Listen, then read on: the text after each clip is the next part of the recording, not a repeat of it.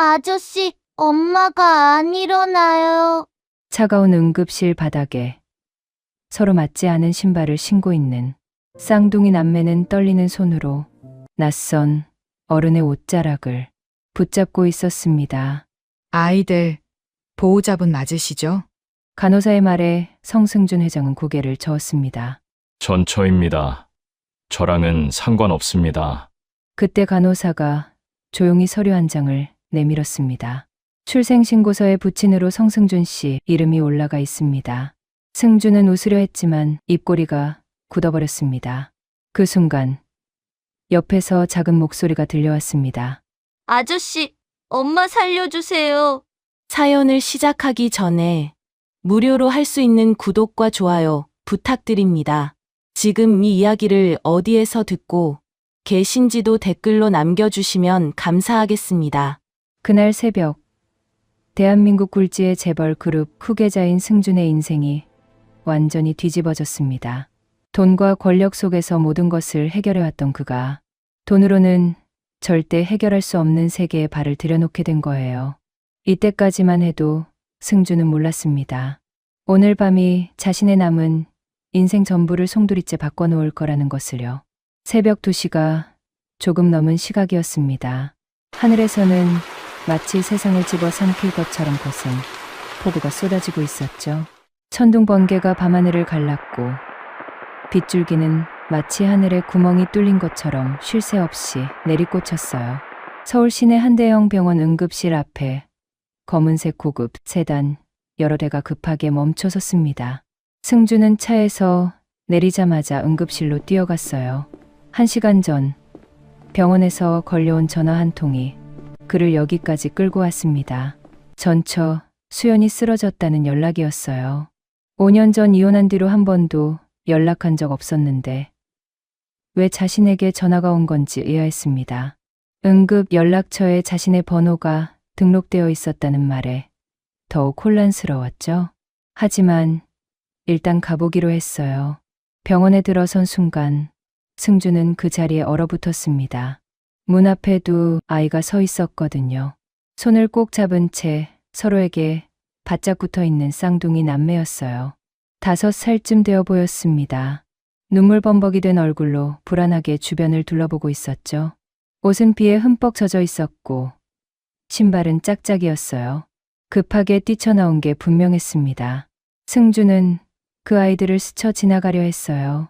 수연에게 무슨 일이 생긴 건지 먼저 확인해야 했으니까요.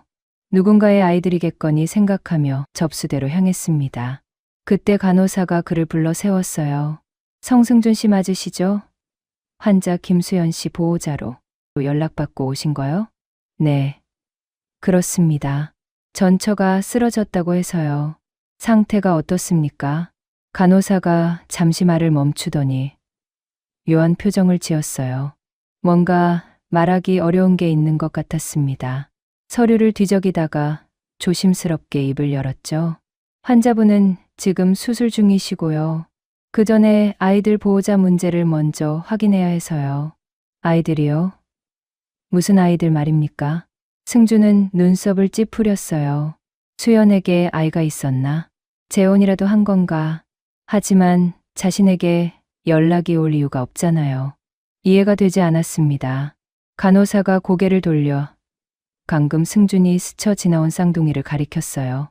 저 아이들이 환자분 자녀분들이에요. 승준은 아이들을 다시 바라봤습니다. 여전히 서로를 꼭 붙잡은 채 떨고 있었어요. 불쌍하긴 하지만 자신과는 상관없는 일이라고 생각했죠. 그건 알겠는데 그게 저와 무슨 상관입니까? 저는 5년 전에 이혼했고 그 뒤로 수연 씨와는 아무 관계도 없습니다. 간호사가 서류를 내밀었어요. 출생신고서 사본이었습니다. 그게요. 의료기록상 아이들 아버지 이름에 성승준 씨로 등록되어 있어서요. 주민등록번호도 일치하고요. 그 순간 승준의 머릿속이 하얘졌습니다. 뭐라고요? 출생신고서에 부친으로 등록되어 있어요. 쌍둥이 2명 다요. 승준은 서류를 받아들었어요. 손이 떨렸습니다. 몇 번이고 다시 읽어봤지만 거기 적힌 정보는 변하지 않았어요. 아버지란에 적힌 이름, 성승준, 주민등록번호까지 정확하게 일치했습니다. 출생일을 확인했어요. 이혼하고 8개월 뒤였습니다. 그러니까 수연은 이혼할 때 이미 임신 초기였던 거예요. 입덧이 심할 때쯤이었을 겁니다. 그런데 한마디도 하지 않았어요. 아니, 그때는 바빠서 수연을 제대로 쳐다본 적도 없었죠. 아침에 출근하면 밤늦게 들어왔고 주말에도 회사 일에 매달렸으니까요. 이게 대체. 승주는 중얼거리며 다시 아이들을 바라봤어요. 아이들도 그를 올려다보고 있었습니다. 그제야 보였어요. 남자아이의 눈매가 자신과 똑같았습니다. 눈끝이 살짝 올라간 모양, 쌍꺼풀 라인까지. 여자아이의 코 모양은 자신의 여동생과 닮아 있었어요. 입꼬리가 살짝 올라간 것도 승준 집안의 특징이었죠. 숨이 막혔습니다. 심장이 쿵쿵 뛰었어요. 다리에 힘이 풀리는 것 같았습니다. 이 아이들이 정말로 자신의 아이들이라고요? 서류가 잘못된 거 아닙니까? 승준이 물었지만 스스로도 그 말이 믿기지 않았어요. 아이들의 얼굴에서 자신의 흔적이 너무 선명하게 보였으니까요. 출생신고서와 주민등록 기록이 일치합니다. 확인해 보시겠어요? 간호사가 추가 서류를 내밀었어요. 승주는 떨리는 손으로 그것을 받아들었습니다. 그때 여자아이가 조심스럽게 다가왔어요. 눈물과 빗물로 범벅이 된 얼굴이었습니다. 아이의 입술이 파르르 떨렸어요. 뭔가 말하고 싶은데 용기가 나지 않는 것 같았습니다. 한참을 망설이던 아이가 마침내 입을 열었어요. 아저씨, 엄마 살려주세요. 엄마가 안 일어나요. 그 한마디에 승준의 심장이 쿵 내려앉았습니다. 아저씨. 자신의 친딸이 자신을 아저씨라고 부르고 있었어요. 당연했습니다. 이 아이는 아빠의 존재조차 모르고 자랐을 테니까요. 하지만 그 당연한 사실이 이렇게 가슴을 후벼 팔 줄은 몰랐습니다. 승주는 대답하려고 입을 열었지만 목구멍에서 소리가 나오지 않았어요. 무슨 말을 해야 할지, 어떤 표정을 지어야 할지 전혀 알 수가 없었습니다. 수천억 원 거래도 눈 하나 깜짝하지 않고 성사시켜왔던 그였는데 이 5살짜리 아이의 말 앞에서는 완전히 무력해졌어요. 남자아이가 조심스럽게 승준에게 다가왔습니다. 그리고 작은 손으로 승준의 양복 자락을 붙잡았어요. 아이의 작고 차가운 손이 고급 원단 위에서 부들부들 떨리고 있었거든요. 승준은 그 손을 내려다봤습니다. 손톱 밑에 때가 낀 작고 마른 손이었어요.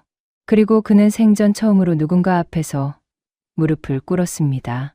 대한민국 굴지의 재벌 그룹 후계자가 병원 복도 한가운데서 방금 존재를 알게 된 자신의 아이들 눈높이에 맞추기 위해 무릎을 굽힌 거예요.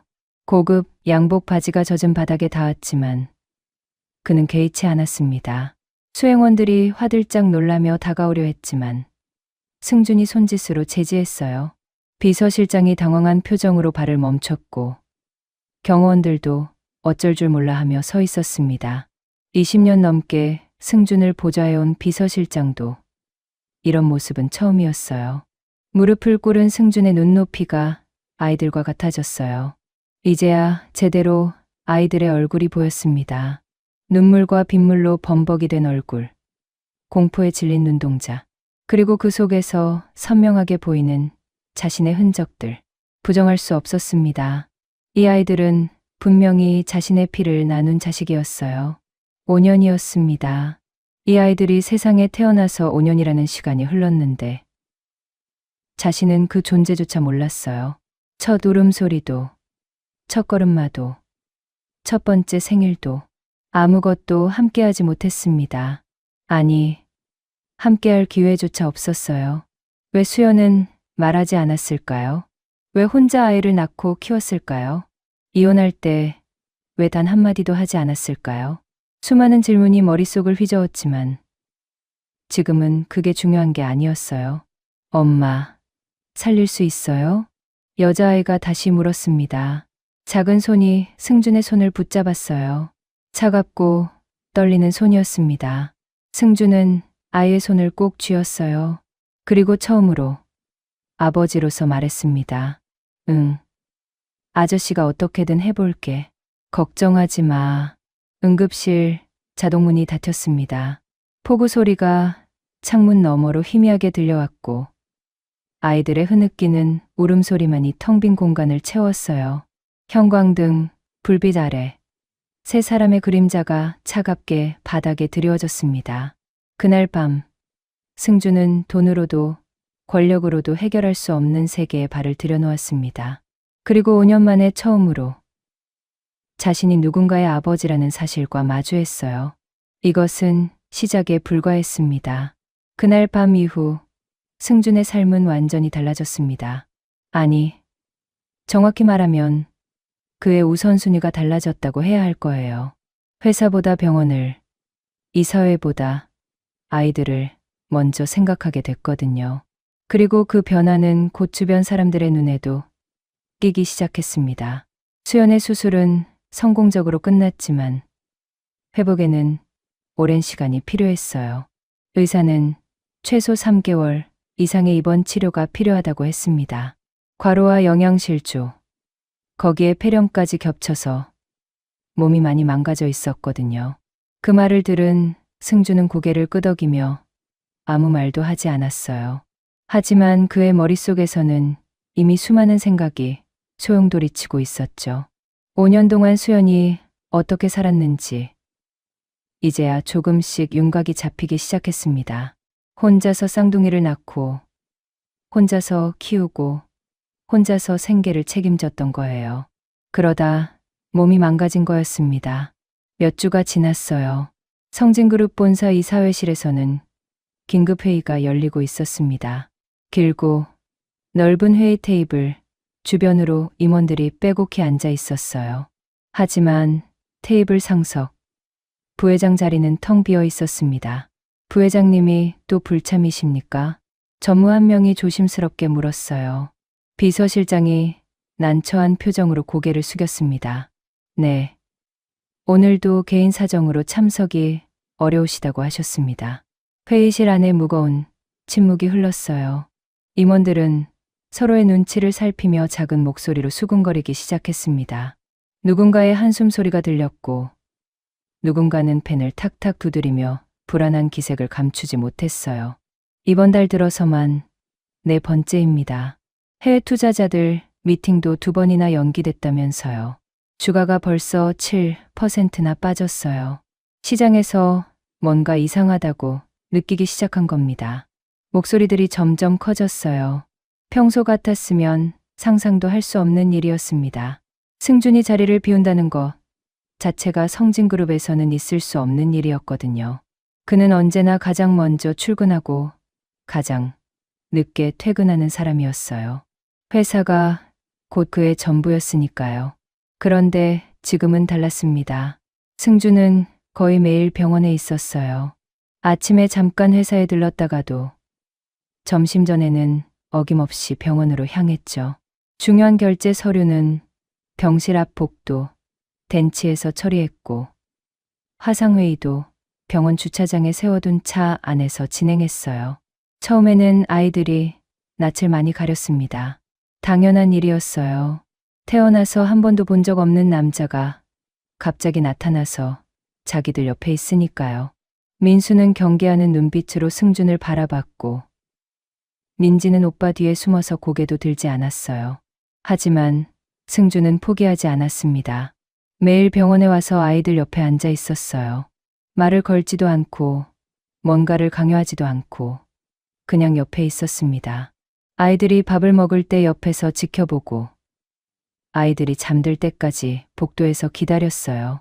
언론에서도 냄새를 맡기 시작했습니다. 경제 전문 기자들 사이에서 이상한 소문이 돌기 시작했거든요. 성진그룹 후계자, 요즘 회사보다 병원에 더 자주 간다더라. 무슨 병원? 본인이 아픈 거야? 그건 아닌 것 같고 뭔가 복잡한 사정이 있는 모양이야. 기자들의 호기심은 점점 커져갔어요. 하지만 아직 확실한 건 아무것도 없었습니다. 승준의 비서실에서 철저하게 정보를 통제하고 있었거든요. 그래도 이런 소문은 한번 퍼지기 시작하면 막을 수가 없었어요. 승준의 얼굴에서는 여유가 사라졌습니다. 예전에는 아무리 큰 위기가 닥쳐도 미소를 잃지 않았던 그였어요. 협상 테이블에서도, 적대적 인수합병 위협 앞에서도 그는 항상 여유로운 표정을 유지했었죠. 하지만 지금 그의 얼굴에는 피로가 가득했어요. 눈 밑에는 짙은 그림자가 드리워져 있었고 광대뼈가 도드라져 보일 만큼 살이 빠져 있었습니다. 무엇보다 눈빛이 달라졌어요. 예전에 날카롭고 차가운 눈빛 대신 뭔가에 쫓기는 사람 같은 불안한 눈빛이 자리 잡고 있었죠. 가족 모임에서도 승준의 모습은 보이지 않았습니다. 매달 첫째 주 일요일, 성진그룹 총수 일가의 정기 모임이 있었어요. 승준의 아버지인 회장이 주재하는 자리였죠.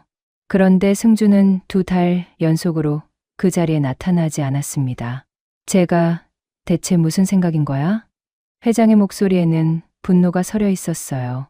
승준의 어머니는 아무 말 없이 고개를 숙이고 있었고 여동생은 불안한 눈으로 아버지의 눈치를 살폈습니다. 아버지, 오빠가 요즘 좀 힘든 일이 있는 것 같아요. 힘든 일? 후계자가 무슨 힘든 일이 있어? 회사가 제일 힘들어. 회장은 식탁을 내리쳤어요. 그릇들이 덜컹거렸고 식당 안에 정적이 흘렀습니다. 누구도 감히 입을 열지 못했어요. 한편 병원에서는 법무팀 직원들이 분주하게 움직이고 있었습니다. 매일 새로운 서류 뭉치를 들고 승준을 찾아왔거든요. 승준은 병실 앞 복도 끝대기 공간에서 그 서류들을 검토했어요. 이건 뭡니까? 승준이 서류 한 장을 집어들며 물었습니다. 법무팀장이 조심스럽게 대답했어요. 아이들 관련 서류입니다. 현재 법적으로 아이들의 친권은 어머니 분께 있지만 어머니 분이 입원 중이시니까요. 임시 보호자 지정이 필요합니다. 승준은 한참 동안 그 서류를 바라봤어요. 친권, 임시 보호자. 5년 동안 존재조차 몰랐던 아이들의 법적 문제가 이제 자신의 손에 달려 있었습니다. 다른 친척분이 계시면 그분께 임시 양육을 맡기는 방법도 있습니다만 법무팀장의 말에 승준이 고개를 저었어요. 수연이 친정 부모님은 이미 돌아가셨어. 다른 가족도 없고 그러면 아동보호 시설에서 임시로. 안 돼요. 승준의 목소리가 단호했습니다. 법무팀장이 움찔하며 말을 멈췄어요. 승준은 서류를 내려놓고 창밖을 바라봤습니다. 병원 정원이 보였어요. 아이들은 내가 돌봅니다. 그 말이 떨어지자 법무팀장의 표정이 굳어졌어요. 여러 가지 의미가 담긴 침묵이 흘렀습니다. 법적으로, 사회적으로, 그리고 회사 차원에서 이 결정이 어떤 파장을 불러올지 둘 다 알고 있었거든요. 부회장님, 그러시면 여러 가지로 복잡해집니다.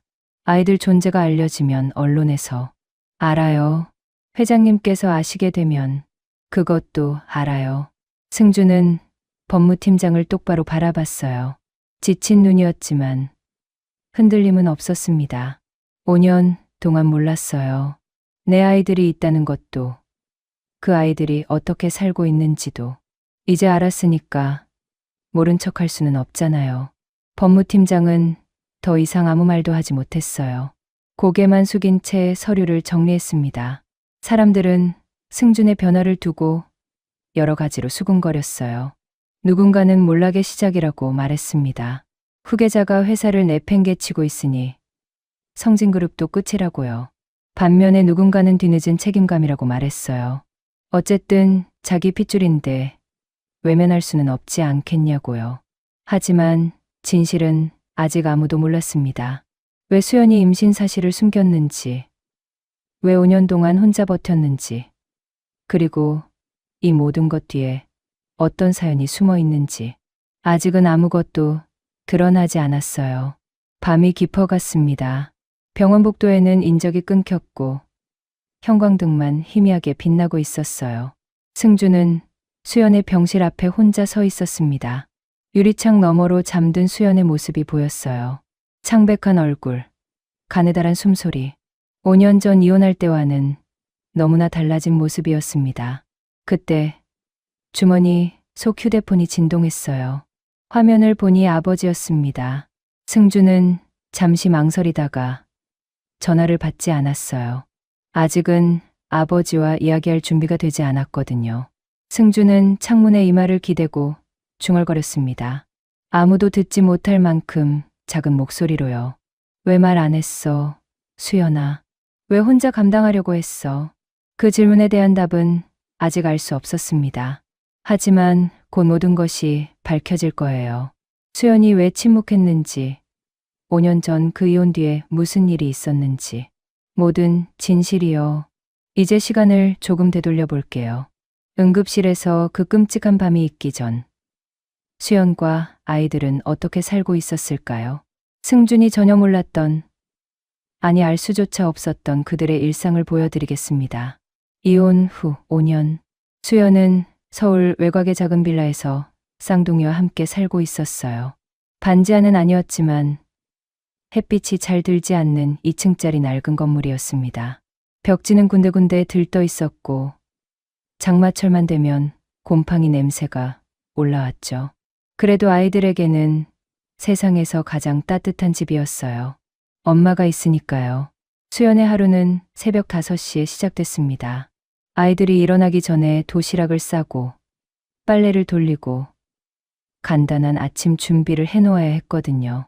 그녀는 낮에는 식당에서 일하고 저녁에는 편의점 아르바이트를 뛰었어요. 2개의 일을 해도 생활은 빠듯했습니다. 냉장고 문을 열 때마다 수연의 한숨이 깊어졌어요. 반찬통은 거의 비어 있었고 남은 건 김치, 조금과 계란 몇 개뿐이었습니다. 이번 달도 빠듯하게 버텨야 했어요. 어린이집 비용을 내고 나면 남는 건 거의 없었거든요. 그래도 수연은 아이들 앞에서 힘든 내색을 하지 않았습니다. 항상 웃는 얼굴로 밥을 차려주고 그림책을 읽어주고 잠자리에 들 때는 노래를 불러줬어요. 아이들이 잠든 후에야 그녀는 부엌 구석에 쭈그려 앉아 조용히 눈물을 훔치곤 했죠. 하지만 아이들은 알고 있었어요. 5살이지만 엄마가 힘들다는 건 느낄 수 있었거든요. 민수와 민지는 어린 나이에 비해 눈치가 빨랐습니다. 엄마가 기침을 하면 걱정스러운 눈으로 서로를 바라봤어요. 엄마가 밥을 거르면 자기들도 배부르다고 말했죠. 5살짜리가 할 수 있는 최선의 배려였습니다. 엄마, 또 아파요? 민지가 조심스럽게 물으면 수연은 언제나 같은 대답을 했어요. 아니야, 괜찮아. 그냥 목이 좀 칼칼해서 그래. 수연은 웃으며 민지의 머리를 쓰다듬었습니다. 하지만 그 웃음이 점점 힘겨워지고 있다는 걸 아이들은 느끼고 있었어요. 사실 수연은 몇 달 전부터 몸이 좋지 않았습니다. 기침이 멈추지 않았고 온몸에 힘이 빠지는 느낌이 들었어요. 병원에 가봐야 한다는 걸 알았지만 시간도 돈도 없었습니다. 어린이집비, 월세, 공과금, 당장 내야 할 것들이 산더미였거든요. 자신의 몸은 언제나 뒷전이었어요. 그날도 평범한 하루였습니다. 수연은 식당 일을 마치고 집으로 돌아왔어요. 아이들은 이웃집 할머니가 잠깐 봐주고 있었습니다. 수연은 피곤한 몸을 이끌고 아이들을 데려와서 저녁 준비를 시작했어요. 그런데 이상했습니다. 평소보다 어지러움이 심했어요. 눈앞이 흐릿해지고 다리에 힘이 풀리는 느낌이 들었습니다. 수연은 싱크대를 붙잡고 잠시 숨을 골랐어요. 괜찮아. 좀만 쉬면 나아질 거야. 그녀는 속으로 되뇌었습니다. 저녁을 먹고 아이들을 재운 후 수연은 설거지를 하다가 또다시 어지러움을 느꼈어요. 이번에는 더 심했습니다. 온 세상이 빙글빙글 도는 것 같았어요. 그녀는 가까스로 거실 소파에 앉았습니다. 시간이 흘렀어요. 밤 10시, 11시, 자정. 수연의 상태는 점점 나빠지고 있었습니다. 열이 오르기 시작했고 기침은 더욱 심해졌어요. 가슴이 답답하고 숨쉬기가 힘들었습니다. 뭔가 심상치 않다는 걸 느꼈지만 아이들을 깨우고 싶지 않았어요. 새벽 1시가 넘었을 때 수연은 결국 바닥에 쓰러졌습니다. 거실에서 화장실로 가려다가 다리에 힘이 풀린 거예요. 쿵 하는 소리가 고요한 집 안에 울렸습니다. 그 소리에 민수가 먼저 눈을 떴어요. 동생 민지도 따라서 일어났습니다. 아이들은 서로를 바라보며 고개를 갸웃거렸어요. 분명 뭔가 소리가 들렸는데 둘은 살금살금 방문을 열고 거실로 나왔습니다. 엄마, 민지가 먼저 비명을 질렀어요. 수연이 거실 바닥에 쓰러져 있었거든요. 아이들은 달려가서 엄마를 흔들었습니다. 엄마, 일어나, 엄마. 민수가 수연의 어깨를 흔들었지만 반응이 없었어요. 엄마의 얼굴이 너무 창백했고 숨소리가 거칠었습니다. 5살짜리 아이들은 무서워서 엉엉 울기 시작했어요. 엄마, 눈 떠봐. 엄마. 민지가 울면서 엄마의 얼굴을 두 손으로 감쌌어요. 차가웠습니다. 엄마의 볼이 이렇게 차가운 건 처음이었어요. 아이들은 공포에 질렸습니다. 민수가 벌떡 일어났어요. 5살짜리가 할 수 있는 일이 뭐가 있을까? 머릿속이 하얘졌지만 어린이집에서 배운 게 생각났습니다. 위급할 때는 119에 전화하라고요. 민지야, 엄마 옆에 있어. 나 전화할게. 민수는 엄마의 휴대폰을 찾기 위해 주변을 두리번거렸어요. 소파 위에 휴대폰이 있었습니다. 손이 떨렸어요. 화면을 켜니 잠금이 걸려 있었지만 긴급 전화는 잠금 없이도 걸 수 있었습니다. 떨리는 손가락으로 119를 눌렀어요. 119입니다. 무슨 일이시죠? 민수의 목소리가 떨렸습니다. 저희 엄마가요. 엄마가 안 일어나요. 진정하고 천천히 말해봐요. 주소가 어떻게 되나요? 주소. 민수는 머릿속이 하얘졌어요. 주소가 뭐였지? 5살짜리는 자기 집 주소를 정확하게 알지 못했습니다. 입술이 바들바들 떨렸어요.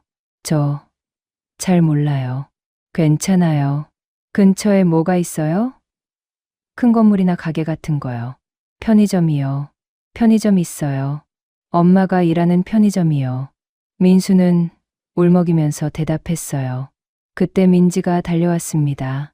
동생의 손에 우편물이 들려 있었어요. 오빠, 여기 글자 있어. 민지가 우편물을 내밀었습니다. 거기에 주소가 적혀 있었어요. 민수는 더듬더듬 그 글자들을 읽었습니다. 119 상담원이 알겠다고 대답했어요. 곧 구급차가 출발할 거라고. 그때까지 엄마 옆에서 기다리라고 했습니다. 전화를 끊고 민수는 그 자리에 주저앉았어요. 다리에 힘이 풀렸습니다. 민지가 오빠에게 달려와 꼭 안겼어요.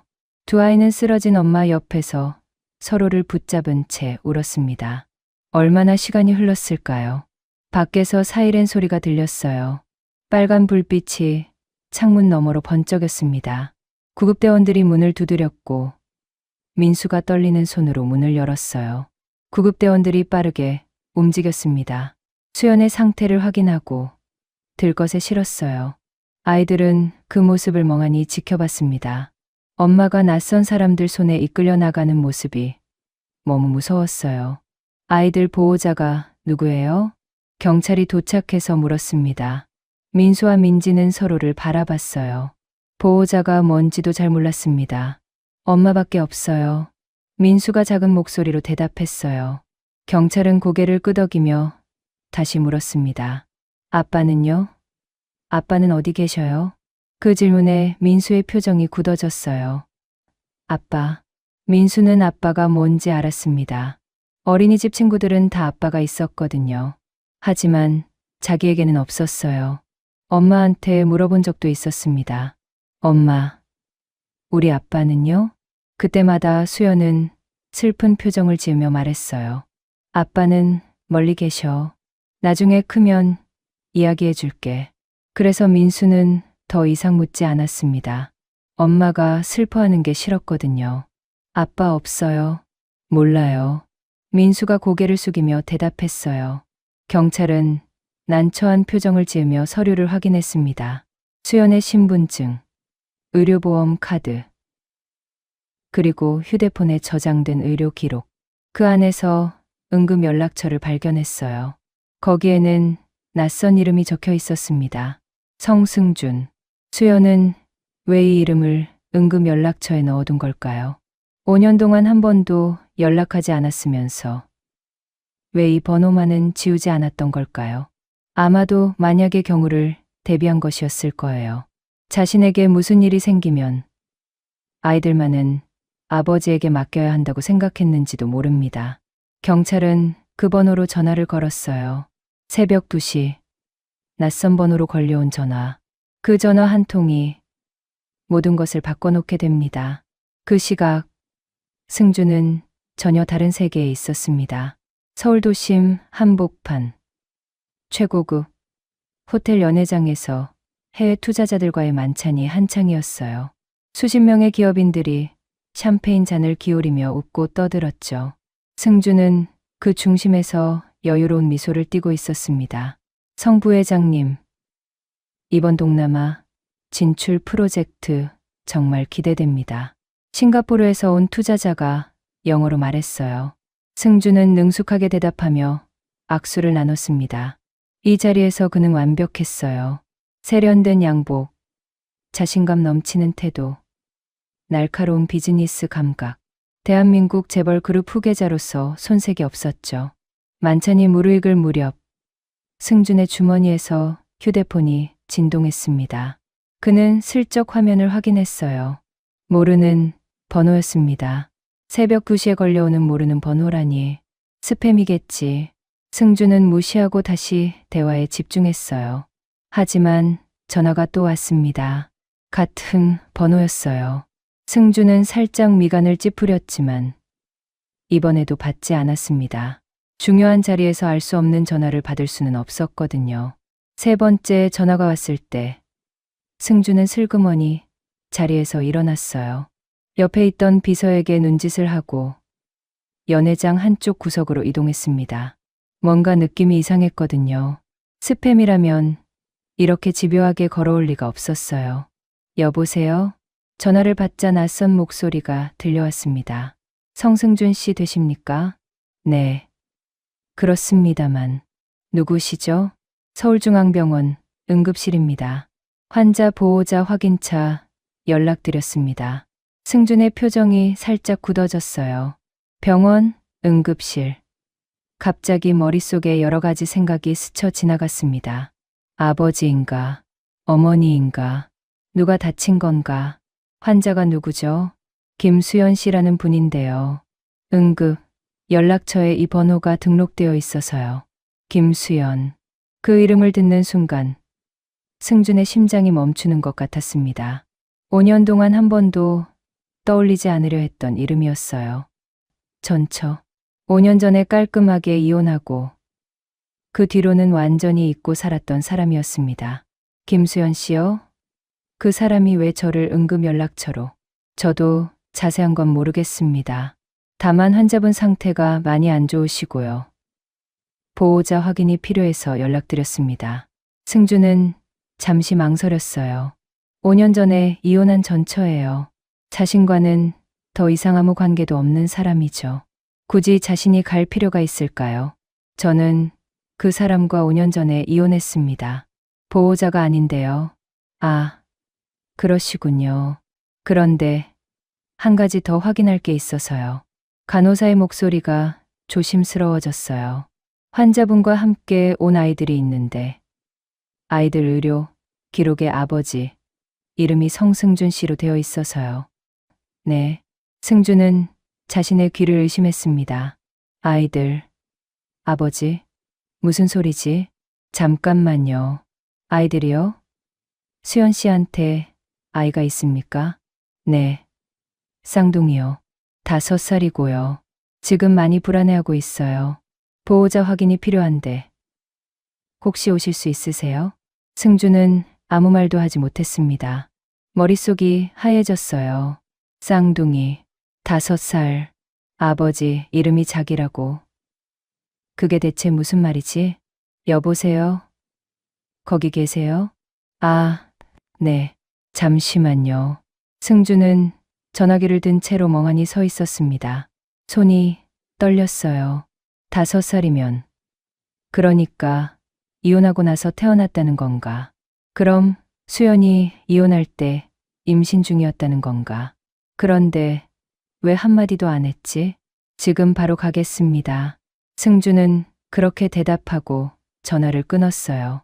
손에 쥔 휴대폰이 무겁게 느껴졌습니다.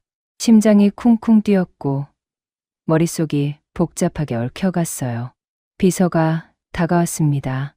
부회장님, 괜찮으십니까? 안색이 안 좋아 보이시는데요. 승주는 대답 없이 연회장을 둘러봤어요. 여전히 흥겨운 분위기였습니다. 투자자들은 웃고 있었고 임원들은 열심히 그들의 비위를 맞추고 있었죠. 이 자리는 중요했어요. 수천억 원이 걸린 프로젝트였습니다. 하지만 승준의 발은 이미 출구를 향하고 있었어요. 모든 일정 취소해요. 네, 지금요? 하지만 투자자들이 내가 급한 일이 생겼다고 전해요. 뒷정리는 전무한테 맡기고 비서의 눈이 휘둥그레졌습니다. 승준이 이렇게 중요한 자리를 갑자기 떠나는 건 처음이었거든요. 부회장님, 대체 무슨 일이? 빨리 차 불러요. 승준의 목소리는 단호했어요. 더 이상의 설명은 없었습니다. 비서는 얼떨떨한 표정으로 차를 부르러 뛰어갔어요. 호텔 로비를 빠져나와 차에 오르는 동안 승준의 머릿속에는 수많은 생각들이 소용돌이쳤습니다. 5년 전 이혼하던 날의 기억이 떠올랐어요. 그때 수연은 아무것도 요구하지 않았습니다. 재산 분할도 위자료도 그냥 조용히 이혼 서류에 서명하고 나갔어요. 승주는 그게 오히려 고마웠습니다. 복잡한 소송이나 언론 노출 없이 깔끔하게 끝낼 수 있었으니까요. 이혼 사유는 간단했어요. 성격, 차이, 서로 바빠서 얼굴 볼 시간도 없었고 대화도 없었고 부부라기보다는 그냥 같은 집에 사는 남남 같았죠. 어느 날 수연이 먼저 이혼을 요구했고 승주는 별 고민 없이 동의했습니다. 그런데 그때 수연이 임신 중이었다고요? 그걸 알면서도 한마디도 안 했다고요? 승주는 창밖을 바라봤습니다. 서울의 밤거리가 빠르게 스쳐 지나갔어요. 네온사인 불빛이 번쩍이고 가로등, 불빛이 차창에 줄무늬를 그렸습니다. 왜 말 안 했을까? 말했으면 이혼 안 했을 텐데. 아니, 그랬을까? 솔직히 자신도 모르겠어요. 그때는 회사 일에만 미쳐 있었으니까요. 아이가 생긴다고 해도 제대로 된 아버지가 될 수 있었을까요? 수연은 그걸 알았던 걸까요? 말해봐야 소용없다는 걸, 아이가 있어도 달라질 게 없다는 걸, 그래서 차라리 혼자 감당하기로 한 걸까요? 생각이 거기까지 미치자 가슴 한쪽이 쓰렸습니다. 차 안에는 무거운 침묵이 흘렀어요. 운전기사도 비서도 아무 말이 없었습니다. 승준의 표정이 너무 심각해서 감히 말을 걸 수가 없었거든요. 창밖으로 스치는 가로등 불빛이 승준의 얼굴 위로 줄무늬를 그렸어요. 차가 병원 앞에 멈췄습니다. 승준은 문을 열고 내렸어요. 새벽 공기가 차가웠습니다. 폭우는 조금 잦아들었지만 여전히 가랑비가 내리고 있었어요. 그는 우산도 받지 않고 응급실 방향으로 걸어갔습니다. 응급실 자동문 앞에서 승주는 잠시 발걸음을 멈췄어요. 유리문 너머로 환한 불빛이 보였고 사람들이 분주하게 움직이는 모습이 보였습니다. 이 문을 열면 뭐가 기다리고 있을까요? 정말로 자기 아이가 있는 걸까요? 아니면 뭔가 착오가 있는 걸까요? 두려웠습니다. 하지만 확인하지 않을 수는 없었어요. 승주는 깊은 숨을 들이쉬고 문을 향해 걸어갔습니다. 자동문이 열렸어요. 형광등, 불빛이 눈부셨습니다. 그리고 문 앞에서 작은 그림자 2개가 보였어요. 손을 꼭 잡은 채 서로에게 바짝 붙어 있는 아이들. 눈물 범벅이 된 얼굴로 누군가를 기다리고 있었습니다. 승준의 심장이 쿵 내려앉았어요. 아이들이 고개를 돌렸습니다. 그리고 낯선 남자와 눈이 마주쳤어요. 서로를 알아보지 못하는 눈빛. 하지만 승준은 알아봤습니다. 남자아이의 눈매가 자신과 똑같았거든요. 5살 이혼하고 8개월 뒤에 태어났다면 지금 딱 5살이에요. 계산이 맞았습니다. 부정할 수 없었어요. 저 아이들은 자신의 피를 나눈 자식이었습니다. 승준은 그 자리에 얼어붙은 채 서 있었어요. 다리가 움직이지 않았습니다. 저 아이들에게 뭐라고 말해야 할까요? 나는 너의 아빠다? 아니면 그냥 병원에서 연락받고 왔다고 할까요? 아이들도 승준을 바라보고 있었어요. 낯선 아저씨가 왜 자기들을 쳐다보는지 모르겠다는 표정이었습니다. 경계심과 두려움이 섞인 눈빛. 엄마가 쓰러지고 무서운 밤을 보내고 있는 아이들. 그 앞에 갑자기 나타난 낯선 남자. 이게 첫 만남이었습니다. 아버지와 자식의 5년 만의 첫 만남이요. 승준은 아이들 앞에 서서 말을 고르고 있었습니다. 뭐라고 해야 할까요? 머릿속이 복잡했어요. 평소에는 어떤 상황에서든 말을 잘했던 그였는데 지금은 입이 열리지 않았습니다. 이 아이들에게 자신이 아빠라고 말해야 할까요? 아니면 그냥 병원에서 연락받고 온 사람이라고 해야 할까요? 아이들은 서로를 보호하듯 바짝 붙어 있었어요. 민수가 민지의 손을 꼭 잡고 있었고 민지는 뒤에 반쯤 숨어서 승준을 경계하는 눈빛으로 올려다보고 있었습니다. 낯선 사람을 대하는 전형적인 모습이었어요. 당연했습니다. 아이들에게 승준은 그냥 처음 보는 아저씨에 불과했으니까요. 저기, 승준이 입을 열려는 순간 간호사 한 명이 다가왔어요. 혹시 성승준 씨 되세요? 전화드렸던.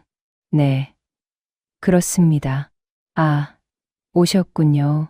환자분 보호자 관련해서 확인할 게 있어서요. 간호사가 승준을 접수처로 안내했습니다. 서류 작성이 필요하다고 했어요. 승준은 걸어가면서 뒤를 돌아봤습니다. 아이들은 여전히 그 자리에 서서 그를 바라보고 있었어요. 불안하고 두려운 눈빛이었습니다. 접수처에서 간호사가 서류를 내밀었어요. 그리고 조심스럽게 말했습니다. 환자분 의료 기록이랑 아이들 출생 기록을 확인해 봤는데요. 아이들 아버지란에 성승준 씨 성함이 등록되어 있더라고요. 승준은 서류를 받아들었어요. 출생신고서 사본이었습니다. 아버지란에 적힌 자신의 이름과 주민등록번호. 출생일은 이혼하고 8개월 뒤. 틀림없었습니다. 이게 사실입니까? 제가 정말 아이들 아버지로 등록되어 있는 건가요? 네. 기록상으로는 그렇습니다. 승준은 한참 동안 서류를 바라봤어요. 손이 떨렸습니다. 수연은 이혼할 때 이미 임신 중이었던 거예요. 그런데 왜 한마디도 하지 않았을까요? 혼자 아이를 낳고 혼자 키우면서 왜 단 한 번도 연락하지 않았을까요? 서류 작성을 마치고 돌아오니 아이들은 대기실 의자에 나란히 앉아 있었어요. 작은 몸이 큰 의자에 파묻혀 있었고 발이 바닥에 닿지 않아 대롱대롱 흔들리고 있었습니다. 둘 다 눈이 퉁퉁 부어 있었어요. 울다 지쳐서 잠시 멍하니 앉아 있는 것 같았습니다. 승준이 다가가자 아이들이 고개를 들었어요. 민수가 먼저 물었습니다. 경계하는 목소리였어요. 아저씨 누구예요? 왜 우리 쳐다봐요? 그 질문에 승준은 가슴이 철렁했습니다. 뭐라고 대답해야 할까요? 진실을 말해야 할까요? 병원에서 연락받고 왔어. 엄마 아는 사람이야. 일단은 그렇게만 대답했어요. 지금 이 상황에서 내가 너의 아빠라고 말하는 건 너무 갑작스러울 것 같았거든요. 아이들은 지금 엄마 걱정에 공포에 질려 있었습니다. 거기에 갑자기 아빠가 나타났다는 충격까지 더하면 감당하기 어려울 거예요. 엄마 어때요? 엄마 괜찮아요? 민지가 울먹이며 물었어요. 작은 손으로 오빠 팔을 꼭 붙잡고 있었습니다. 의사 선생님이 수술 잘 됐대. 조금 있으면 괜찮아질 거야. 진짜요? 응. 진짜야. 승주는 최대한 부드러운 목소리로 말했습니다. 하지만 그의 목소리는 어색했어요. 아이들을 대해본 경험이 거의 없었거든요. 어떤 말투로, 어떤 표정으로 대해야 하는지 알 수가 없었습니다. 민지가 조심스럽게 손을 뻗어 승준의 손을 만졌어요. 차갑고 작은 손가락이 그의 손등을 스쳤습니다. 하지만 곧바로 움츠러들며 손을 걷어들였어요. 마치 뜨거운 걸 만진 것처럼요. 그 짧은 접촉이 승준의 가슴을 찔렀습니다. 아이는 본능적으로 어른의 손을 잡으려 했지만 동시에 이 낯선 남자를 경계하고 있었어요.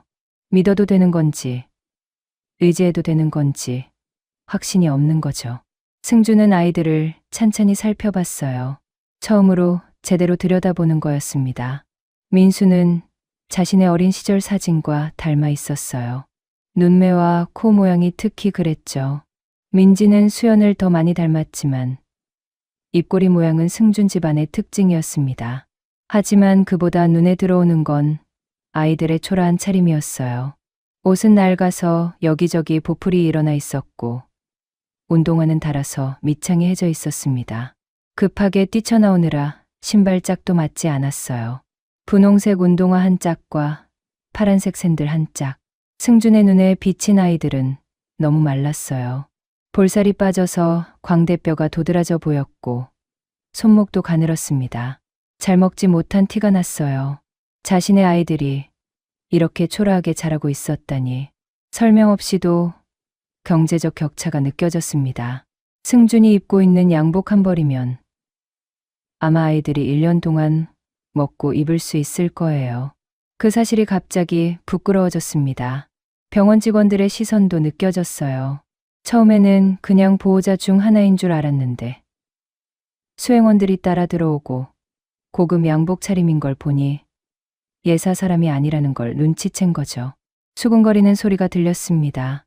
경찰도 아직 남아 있었어요. 아이들 보호자 확인과 관련해서 몇 가지 질문을 해야 한다고 했습니다. 승주는 대기실 한쪽에서 경찰과 마주 앉았어요. 환자분과 어떤 관계이신가요? 전 남편입니다. 5년 전에 이혼했어요. 그러면 아이들과는요? 승주는 잠시 침묵했어요. 그리고 낮은 목소리로 대답했습니다. 오늘 처음 알았습니다. 아이들이 있다는 거요. 경찰의 눈이 커졌어요. 예상치 못한 대답이었던 모양입니다. 처음 아셨다고요? 네. 전처가 임신 사실을 말하지 않았어요. 이혼할 때도, 그 이후로도. 오늘 병원에서 연락받고 처음 알았습니다. 경찰이 펜을 멈추고 승준을 바라봤어요. 복잡한 표정이었습니다. 무슨 사정이 있었는지 묻고 싶었겠지만 그건 경찰이 파고들 영역이 아니었죠.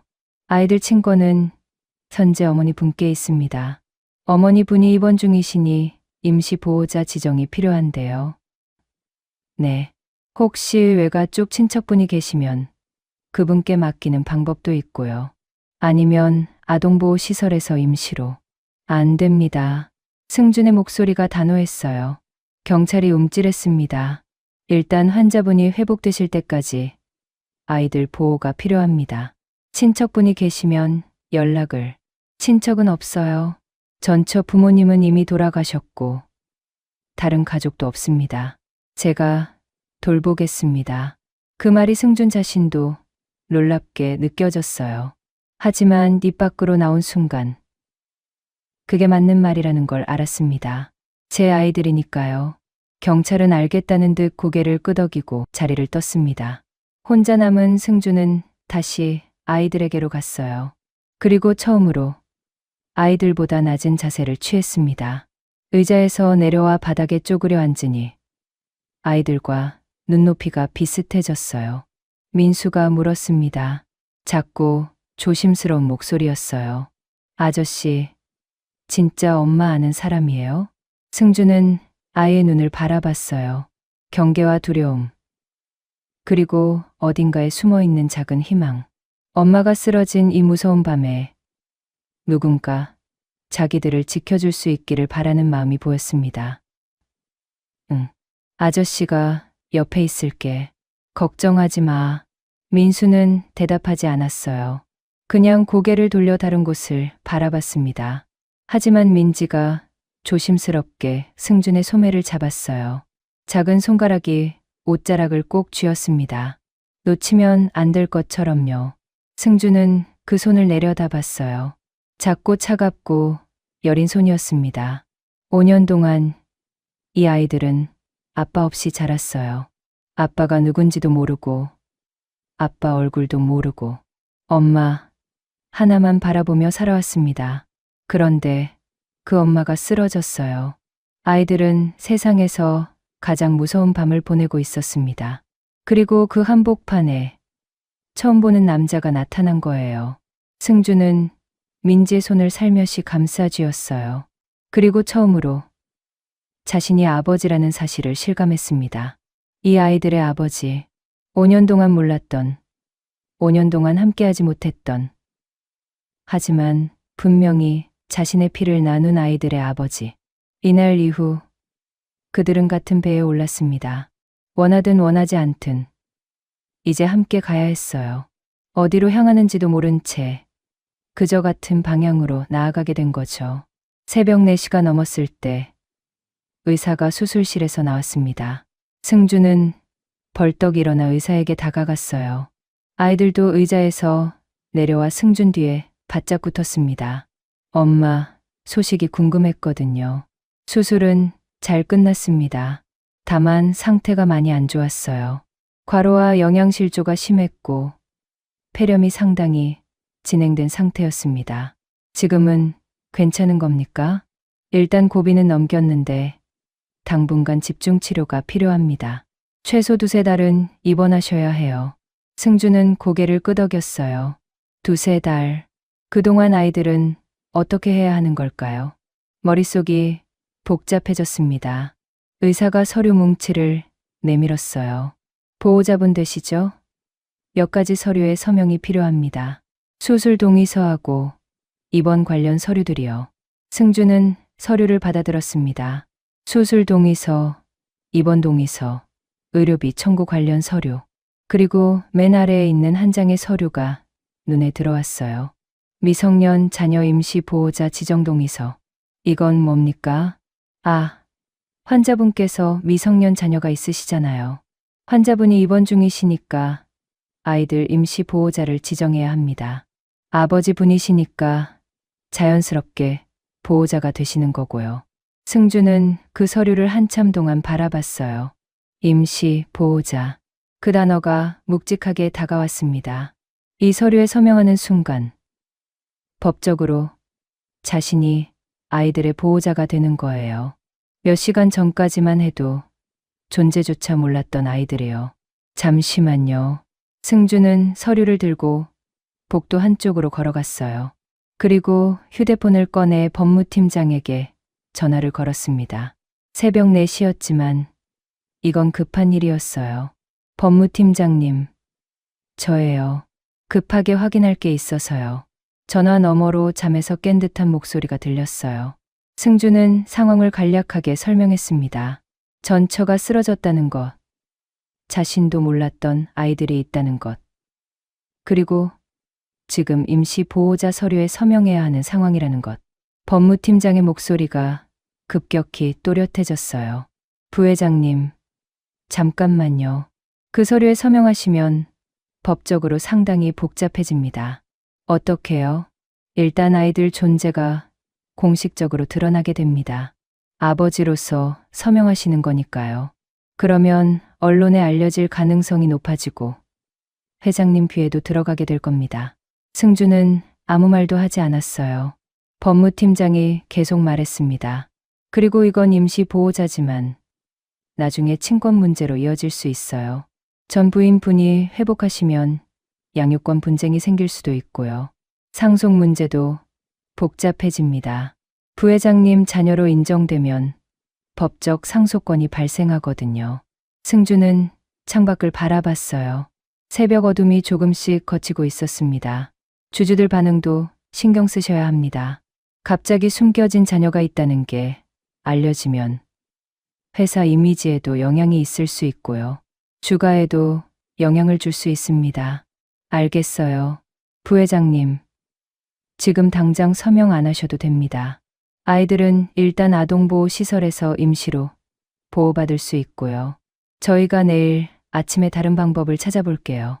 일단은 신중하게. 아니요. 승준이 말을 끊었어요. 서명할 겁니다. 부회장님. 하지만 제 아이들이에요. 오늘 처음 알았지만 분명히 제 아이들이에요. 그 아이들을 시설에 보낼 수는 없어요. 전화 너머로 한숨 소리가 들렸어요. 법무팀장은 더 이상 반대하지 않았습니다. 알겠습니다. 내일 아침에 제가 병원으로 가겠습니다. 필요한 법적 절차 도와드릴게요. 전화를 끊고 승주는 다시 대기실로 돌아왔어요. 아이들이 의자에 앉아 있었습니다. 민지는 오빠에게 기대어 스르르 눈을 감고 있었고, 민수는 피곤한 눈으로 승준을 바라보고 있었어요. 승준이 다가가자 민수가 물었습니다. 아저씨, 엄마 언제 깨어나요? 조금 있으면 깨어날 거야. 근데 한동안 병원에 있어야 해. 얼마나요? 2-3달 정도. 민수의 얼굴이 굳어졌어요. 5살짜리에게 2-3달은 영원처럼 느껴졌을 겁니다. 아이의 눈에 다시 눈물이 고였어요. 그럼 우리는요? 우리 어디서 살아요? 그 질문에 승준의 가슴이 쿵 내려앉았습니다. 아이들은 엄마가 없으면 갈 곳이 없었어요. 이 어린 것들이 지금 자기들이 어떻게 되는 건지 걱정하고 있는 거예요.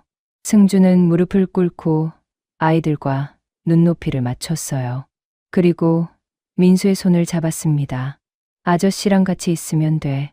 엄마, 나을 때까지 아저씨가 돌봐줄게. 민수가 의심스러운 눈으로 승준을 바라봤어요. 왜요? 아저씨가 왜 우리를 돌봐요? 그 질문에 승준은 잠시 말을 잃었습니다. 진실을 말해야 할 때가 온 걸까요? 하지만 지금 이 순간 복잡한 설명보다는 아이들을 안심시키는 게 먼저였어요. 나중에 다 설명해 줄게. 지금은 그냥 아저씨를 믿어줘. 민수는 한참 동안 승준을 바라봤어요. 그리고 천천히 고개를 끄덕였습니다. 완전히 믿는 건 아니었지만 지금은 다른 선택지가 없다는 걸 아는 것 같았어요. 승준은 일어나서 의사에게 다가갔습니다. 그리고 서류를 받아들었어요. 펜을 쥔 손이 미세하게 떨렸습니다. 이 서명 하나가 자신의 인생을 완전히 바꿔놓을 거라는 걸 알았거든요. 회사에 알려지면 난리가 날 거예요. 아버지한테 들키면 더 큰 폭풍이 몰아칠 겁니다. 언론에 새어나가면 온갖 추측과 기사가 쏟아지겠죠. 재벌 후계자에 숨겨진 아이들. 그런 제목이 벌써 눈에 보이는 것 같았어요. 하지만 승준은 펜을 들었습니다. 그 순간 머릿속에 아이들의 얼굴이 스쳤어요. 비에 젖은 채 떨고 있던 모습. 엄마를 살려달라고 애원하던 목소리. 그리고 조금 전 민수가 물었던 질문. 우리는 어디서 살아요? 5살짜리가 할 질문이 아니었어요.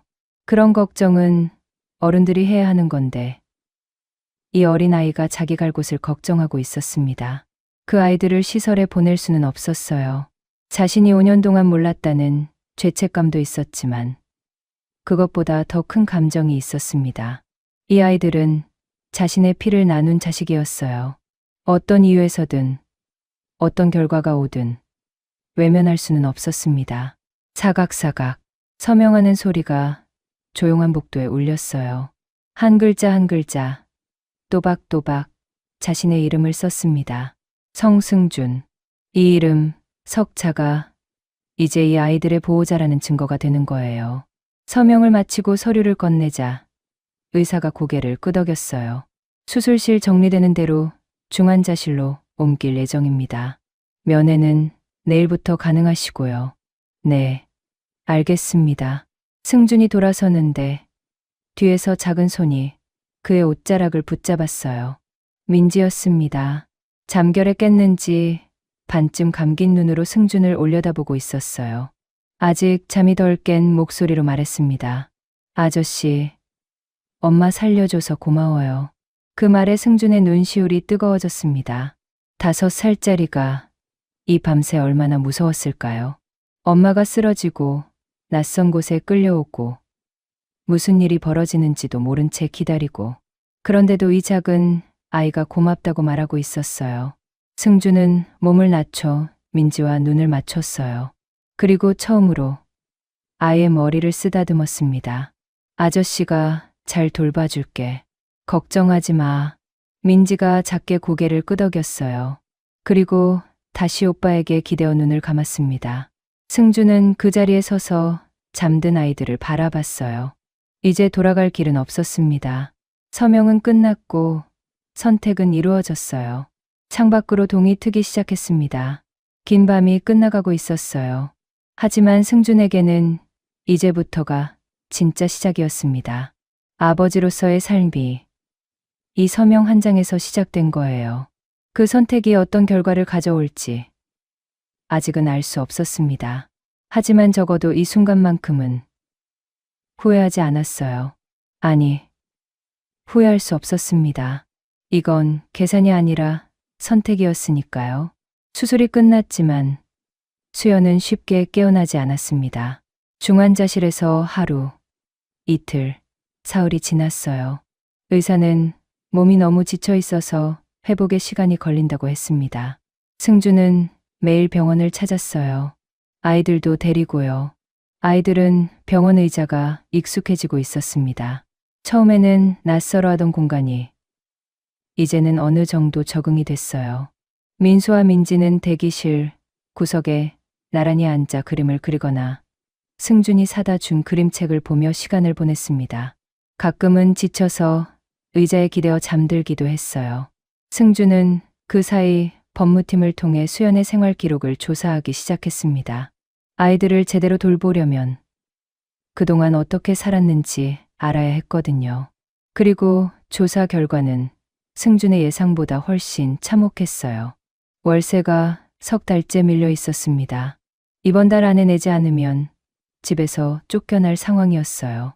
수연의 통장에는 잔액이 8만 원밖에 없었습니다. 식당과 편의점에서 받는 월급으로 어린이집비와 공과금을 겨우 내고 나면 남는 게 없었던 거예요. 아이들 어린이집비도 2달째 밀려 있었습니다. 원장이 몇 번이나 독촉 연락을 했지만 수연은 조금만 기다려달라고 사정했던 것 같았어요. 문자 기록이 남아 있었거든요. 죄송합니다. 이번 달 말까지는 꼭 드릴게요. 그런 문자가 여러 개 있었습니다. 의료 기록도 확인했어요. 수연은 몇 달 전부터 몸이 좋지 않았던 것 같았습니다. 하지만 병원 기록은 거의 없었어요. 동네 약국에서 감기약과 진통제를 몇 번 사간 기록만 있었죠. 돈이 없어서 병원에 가지 못했던 거예요. 증상이 심해져도 참고 버티다가 결국 이렇게 쓰러진 겁니다. 집 사진도 확인했어요. 수연이 살던 빌라는 낡은 2층 건물이었습니다. 방 한 칸에 작은 부엌, 그게 전부였어요. 창문은 작아서 해가 잘 들지 않았고 벽지는 군데군데 들떠 있었습니다. 그 좁은 공간에서 엄마와 아이 둘이 살았던 거예요. 승주는 서류를 내려놓고 창밖을 바라봤어요. 5년이었습니다. 5년 동안 수연은 이렇게 살았어요. 혼자서 아이 둘을 낳고, 혼자서 키우고, 혼자서 생계를 책임지면서 도움 한 번 청하지 않고 버텼습니다. 왜 연락하지 않았을까요? 아이들 아버지인 자신에게 왜 한 번도 손을 내밀지 않았을까요? 자존심 때문이었을까요? 아니면 다른 이유가 있었을까요? 그때 법무팀장이 조심스럽게 말했어요. 부회장님, 한 가지 이상한 게 있습니다. 뭔데요? 전 부인분 명의로 된 신탁 계좌가 하나 있어요. 매달 일정 금액이 입금되고 있었는데 3개월 전부터 입금이 끊겼습니다. 신탁 계좌요? 누가 만든 건데요? 그게 확인이 안 됩니다. 위탁자 정보가 비공개로 되어 있어요. 승준의 눈이 좁아졌어요. 신탁 계좌, 매달 입금되던 돈, 그리고 3개월 전에 끊긴 입금. 뭔가 이상했습니다. 3개월 전에 무슨 일이 있었는지 확인해 봐요. 네, 알겠습니다. 법무팀장이 나간 뒤 승주는 한참 동안 생각에 잠겼어요. 수연에게 돈을 보내던 누군가가 있었다는 건데 그게 누구일까요? 그리고 왜 갑자기 끊긴 걸까요? 수연이 쓰러진 것과 관련이 있는 걸까요? 생각이 거기까지 미쳤을 때 휴대폰이 울렸습니다. 화면을 보니 아버지였어요. 승주는 잠시 망설이다가 전화를 받았습니다. 아버지, 너 지금 뭐 하는 거야? 회장의 목소리는 차갑게 가라앉아 있었어요. 화가 나면 오히려 목소리가 낮아지는 게 아버지의 특징이었죠. 무슨 말씀이세요? 내가 병원에서 무슨 서류에 서명했다며? 전처 애들 보호자로? 승주는 눈을 감았어요. 결국 알려진 거였습니다. 예상보다 빨랐어요. 네, 맞습니다. 미쳤어? 이혼한 여자한테서 애가 있었다고. 그것도 쌍둥이. 그걸 왜 이제야 알아? 저도 몰랐습니다. 수연이 말을 안 했어요. 그러니까 더 문제잖아. 5년 동안 숨겨온 애들이 갑자기 나타났는데. 그걸 내가 왜 떠안아? 유전자 검사는 해봤어? 진짜 내 애들인지는 확인했고, 승주는 대답하지 않았어요. 유전자 검사. 그 생각은 해본 적도 없었습니다. 아이들 얼굴을 보는 순간, 자신의 아이라는 걸 알았거든요. 제 아이들 맞습니다. 어떻게 알아? 증거가 있어? 얼굴을 보면 알아요. 민수 눈매가 저랑 똑같습니다. 전화 너머로 한숨 소리가 들렸어요. 승준아, 냉정하게 생각해. 그 여자가 왜 5년 동안 숨겼겠어? 뭔가 꿍꿍이가 있으니까 그런 거 아니야? 지금 내 재산 노리고 나타난 거 아닌지 어떻게 알아? 수연은 지금 중환자실에 있어요. 꿍꿍이를 부릴 상황이 아닙니다. 그건 그렇다 쳐. 그럼 앞으로 어떻게 할 건데? 그 애들 데리고 살 거야? 회사는? 후계자 수업은? 다음 달 이사회 준비는 어떻게 할 거야?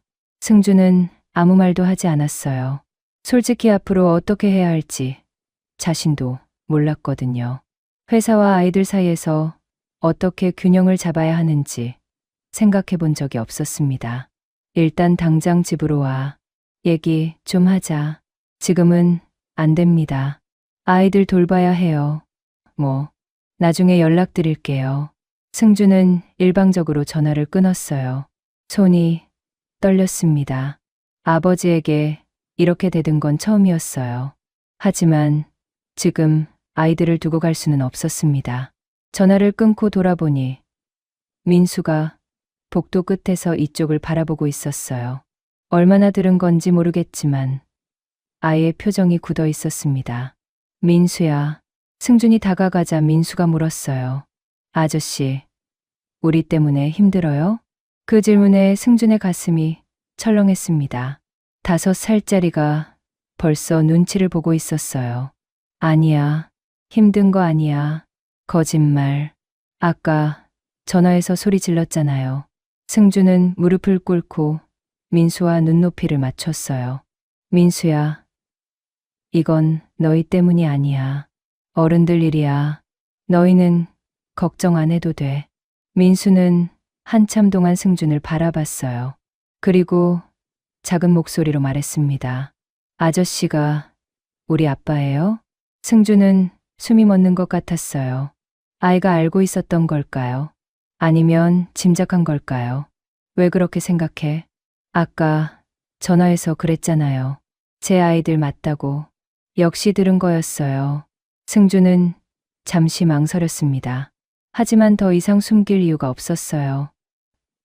응, 아저씨가 너희 아빠야. 민수의 표정이 복잡하게 변했어요.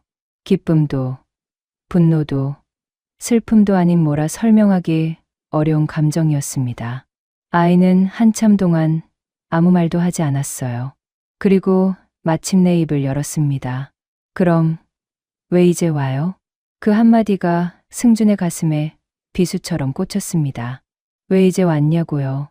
몰랐으니까요. 아이들이 있는지도 몰랐어요. 하지만 그게 변명이 될까요? 5년 동안 전처가 어떻게 사는지 한 번도 궁금해하지 않았던 건 사실이니까요. 대답할 말이 없었어요. 어떤 변명도 이 아이 앞에서는 통하지 않았습니다. 승주는 입을 열었어요. 무슨 말이라도 해야 했습니다. 미안해. 아빠가 몰랐어. 너희가 있는 줄 몰랐어. 민수는 아무 대답도 하지 않았어요. 그냥 고개를 돌려 창밖을 바라봤습니다. 작은 어깨가 떨리고 있었어요. 울고 있는 건지 화가 난 건지 알 수 없었습니다. 승주는 그 자리에 무릎을 꿇은 채 아이의 등을 바라봤어요. 해줄 수 있는 말이 없었습니다. 그저 곁에 있는 것밖에는요. 이건 단순한 사고가 아니었습니다. 5년 전부터 이어져 온 무언가가 있었어요. 수연이 임신을 숨긴 이유, 끊긴 신탁 계좌, 그리고 지금 이 상황, 모든 것이 연결되어 있는 것 같았습니다. 하지만 지금 가장 중요한 건 그게 아니었어요. 눈앞에 있는 이 아이, 5년 동안 아빠 없이 자란 이 아이의 마음을 어떻게 해야 하는지, 그게 먼저였습니다. 진실은 아직 모습을 드러내지 않았어요. 하지만 승주는 느꼈습니다. 뭔가 잘못된 게 있다고요.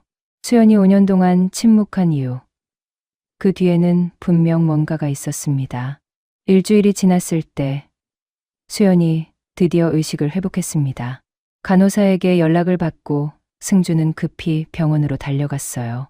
아이들도 함께였습니다. 민수와 민지는 엄마를 볼 수 있다는 말에 처음으로 환하게 웃었어요. 중환자실에서 일반 병실로 옮겨진 수연은 아직 많이 약해 보였습니다. 얼굴은 여전히 창백했고 눈 밑에는 짙은 그림자가 드리워져 있었어요. 하지만 눈을 떴다는 것만으로도 큰 진전이었습니다.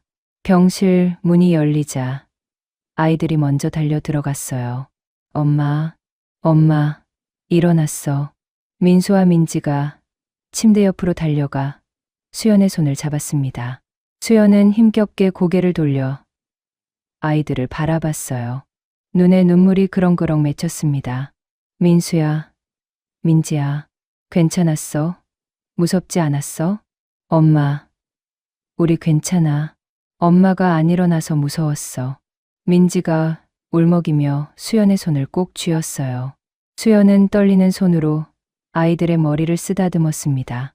가늘고 약한 손이었지만 그 안에 담긴 사랑은 누구보다 강했어요. 그때 수연의 눈이 병실 문 앞에 서 있는 승준을 발견했습니다. 순간 수연의 표정이 굳어졌어요. 눈빛이 차갑게 변했습니다. 왜 여기 있어요?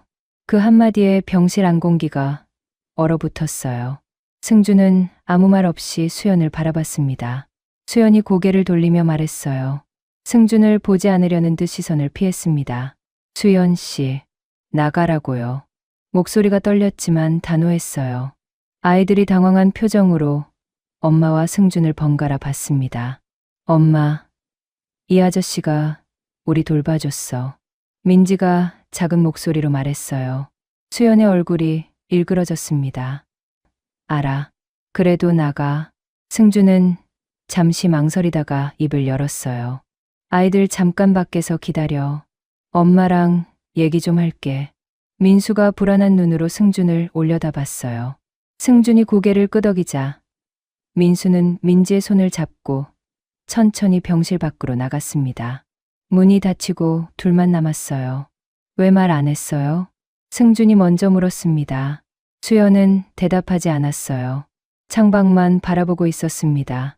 임신한 거 알면서 왜 말 안 하고 이혼했어요? 5년 동안 왜 연락 한 번 없었어요? 내가 왜 연락해요? 수연이 차갑게 대답했어요. 당신은 바빴잖아요. 회사, 회의, 출장.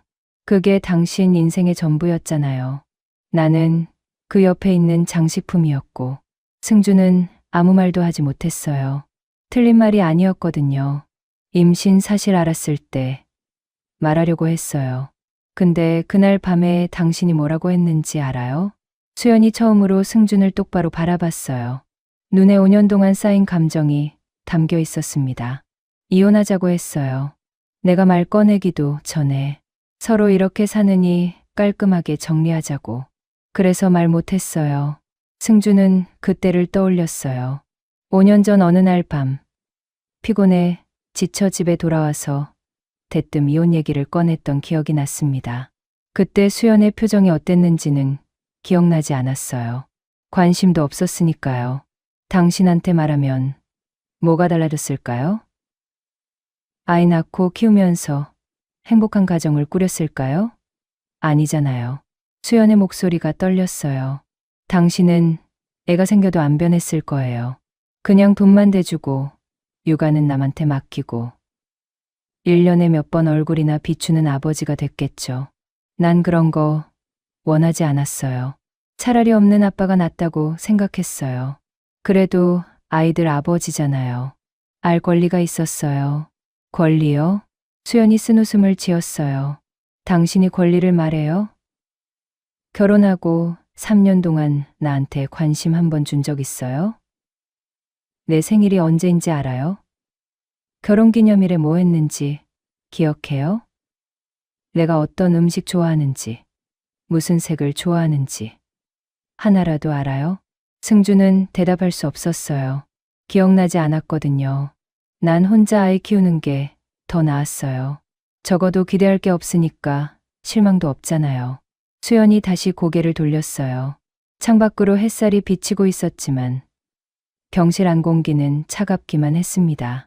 승주는 한참 동안 서 있었어요. 할 말이 없었습니다. 수연의 말이 다 맞았거든요. 자신은 남편으로서 최악이었어요. 그걸 이제야 깨달은 거였습니다. 한 가지만 물을게요. 승준이 조용히 말했어요. 신탁 계좌에서 매달 들어오던 돈 3개월 전에 끊겼던데 그건 누가 보낸 거예요? 수연의 어깨가 움찔했어요. 잠시 침묵이 흘렀습니다. 그건 왜 물어요? 누가 보낸 건지 알고 싶어서요. 수연이 입술을 꽉 깨물었어요. 뭔가 말하려다가 멈추기를 몇 번 반복했습니다. 그리고 마침내 입을 열었어요. 당신 어머니요. 승주는 귀를 의심했어요. 뭐라고요? 당신 어머니가 보낸 돈이었어요. 이혼하고 나서 얼마 뒤에 연락이 왔어요. 아이들 있는 거 어떻게 알았는지 매달 생활비를 보내주겠다고 했어요. 대신 조건이 있었죠. 무슨 조건이요? 절대 당신한테 연락하지 말 것. 아이들 존재를 알리지 말 것. 그러면 아이들이 20살 될 때까지 생활비를 책임지겠다고 했어요. 승주는 머리를 한 대 맞은 것 같았어요. 어머니가 수연에게 돈을 보내고 있었다고요? 그것도 자신에게는 비밀로 하라는 조건을 달고? 말도 안 돼. 어머니가 왜?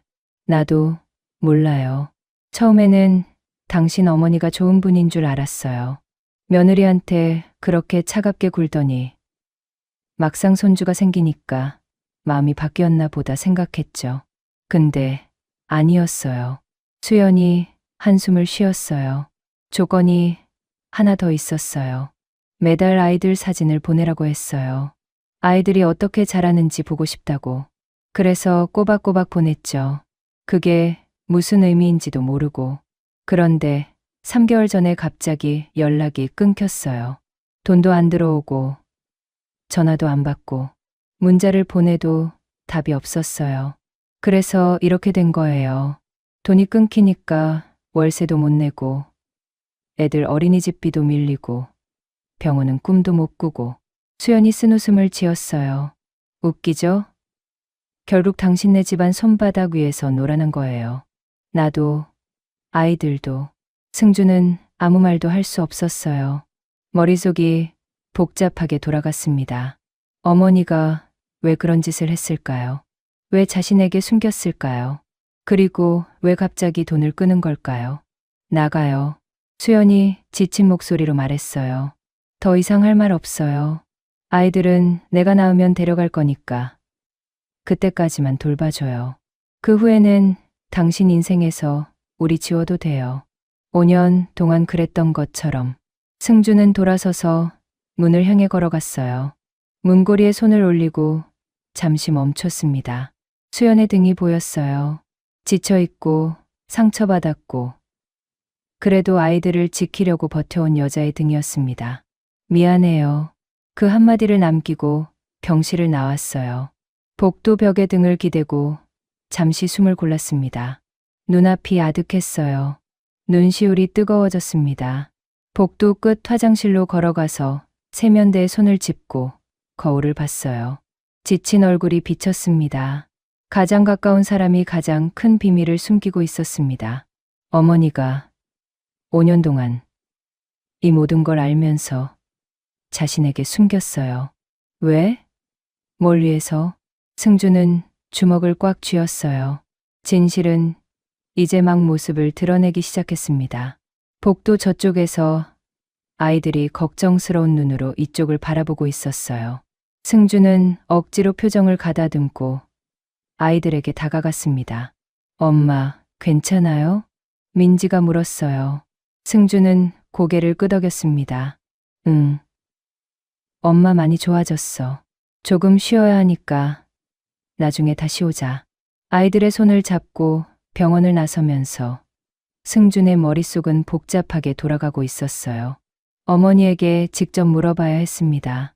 왜 이런 짓을 했는지, 왜 자신에게 숨겼는지, 그리고 왜 갑자기 돈을 끊었는지. 피해자와 가해자의 위치가 흔들리고 있었어요. 누가 피해자이고 누가 가해자인지 더 이상 명확하지 않았습니다. 승주는 그날 밤 어머니를 찾아갔습니다. 아이들은 비서에게 맡기고 본가로 향했어요. 밤 10시가 넘은 시각이었습니다. 차 안에서 승주는 계속 생각했어요. 어머니에게 뭐라고 말해야 할까? 화를 내야 할까? 아니면 차분하게 물어봐야 할까? 결론은 나지 않았어요. 그냥 만나서 직접 눈을 보고 물어보기로 했습니다. 대저택 응접실에서 어머니는 평소와 다름없이 차를 마시고 있었어요. 우아하고 단정한 모습이었습니다. 마치 아무 일도 없다는 듯이. 승준이 들어오는 것을 보고도 표정 하나 바뀌지 않았어요. 어머니, 승준이 부르자 어머니가 고개를 들었어요. 눈이 마주쳤습니다. 어머니의 눈빛은 차분했어요. 당황하는 기색이 전혀 없었습니다. 왔니? 앉아라. 앉지 않을게요. 한 가지만 물을게요. 승준의 목소리가 떨렸어요. 화를 억누르고 있었습니다. 수연이한테 돈 보낸 거 어머니 맞아요? 어머니가 찻잔을 내려놓았어요. 천천히, 조용히, 그리고 승준을 바라봤습니다. 그래, 내가 보냈다. 담담한 대답이었어요. 부정하지도 변명하지도 않았습니다. 승준은 그 태도에 더 화가 났어요. 왜요? 왜 나한테는 숨기고 수연이한테는 입막음 돈을 보낸 거예요? 입막음이라니, 그런 식으로 말하면 섭섭하구나. 그럼 뭐예요? 손주들 생활비였어요? 그럼 왜 나한테 말 안 했어요? 왜 5년 동안 숨긴 거예요? 어머니가 한숨을 쉬었어요. 처음으로 피로한 표정이 스쳤습니다. 너를 위해서였다. 뭐라고요? 내가 후계자 수업에 집중해야 할 때였어. 갑자기 아이가 있다는 게 알려지면 복잡해질 거 아니니. 너도, 회사도, 집안도. 그래서 내가 조용히 처리한 거야. 승주는 믿을 수가 없었어요. 조용히 처리했다고요? 자신의 아이들 존재를 숨기는 걸 그렇게 표현하다니. 그게 처리예요? 내 아이들인데, 어머니, 손주들인데. 그러니까 내가 돌본 거 아니니. 돈 보내고 아이들 사진 받아보고 나름대로 신경 쓴 거야. 그게 신경 쓴 거예요? 한 번도 만나지도 않고? 어머니가 고개를 저었어요. 만나면 정이 들잖니. 정이 들면 복잡해지고. 난 그냥 내가 준비됐을 때 알려주려고 했어. 준비요? 무슨 준비요? 내가 회장 자리에 오르고 모든 게 안정됐을 때, 그때 아이들을 데려오려고 했어. 깔끔하게, 문제없이.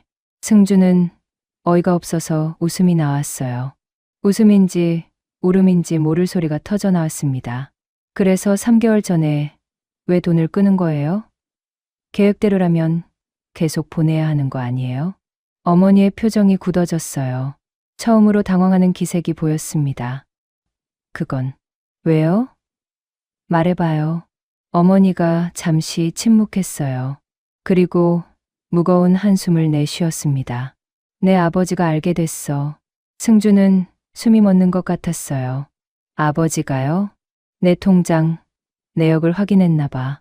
매달 같은 금액이 나가니까 의심했겠지. 어디다 쓰는 돈이냐고 추궁했고.